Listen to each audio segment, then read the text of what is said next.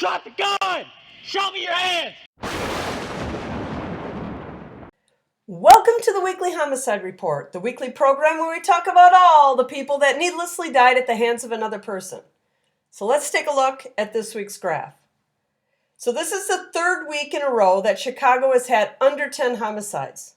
This week they had 8 last week, and 5 the week before. In fact, in only 5 weeks this year has Chicago gone over 10. I'm not saying the numbers are wrong. And last year in week 13, they had 122 homicides, so they're right on pace with last year's number. But 3 weeks in a row with low numbers is a little surprising. Philly had 7 last week and is doing its best to keep up with Chicago. They have also had only 5 weeks this year with over 10 homicides. New York and Houston keep trying to one-up each other. New York had 6 homicides and moves back into third.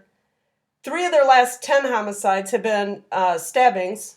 Houston had 3 homicides, and I may look for another source to get the data from. If anyone hears anything about Houston's homicides numbers, let me know. I'm questioning if this 70 number is accurate. Baltimore had 8 homicides this week, 80% of which have been shootings, and of the ones where the race was listed, 87% were black victims. New Orleans is showing a slow week, recording only 1 homicide, although it's possible the site just isn't updated yet. And DC added 4 more homicides. They are currently 9 ahead of where they were this time last year. That's a 21% increase. And here's some just overall totals. Milwaukee added 4 and sits at 37, well behind last year's numbers. Minneapolis's government webpage has shown 13 homicides for 4 weeks now. So we know that's not getting updated. Birmingham had 4 homicides, Columbus had 2, Vegas is showing 1, Kansas City had 4, and Jackson, Mississippi had 6 this week. There were 12 mass shootings. I covered a few of them. Nashville was not the only one, like the media would like you to believe. And these 6 cities are leading the pack. Although Philly is showing 5, it may only turn out to be 4 in the end, as one of the shooters may have been listed as one of the victims. 6 kids under the age of 11 and 27 between 12 and 17 were shot and killed. The young kids was high, largely due to the Nashville shooting, and the 27 for the teens is right at this year's weekly average. There were 24 defensive use of a firearm incidents. I covered a bunch of them in this weekly video that I will be continuing to do.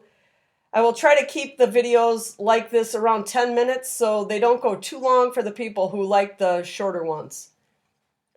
3 police officers died in the line of duty this week. I covered the Garrett Crumby one. He was the 10th officer to be fatally shot in the line of duty. And just so we can keep it real as to who is killing these cops, these are the 10 cops, 5 white, 2 Hispanic, 3 black, and the killers. 2 white, 3 Hispanic, and 5 black. That shouldn't matter, but the truth should be seen and heard. And the other 2 officers, Sergeant Daniel Poirier and Corporal Scotty Canizaro, they died in a helicopter accident while they were assisting patrols during a chase of this guy. He's now being charged for their murders. Well, that's all I have for you today, but I'll be back next week with the week 14 numbers. Till then, have a great week, and I'll catch you next week.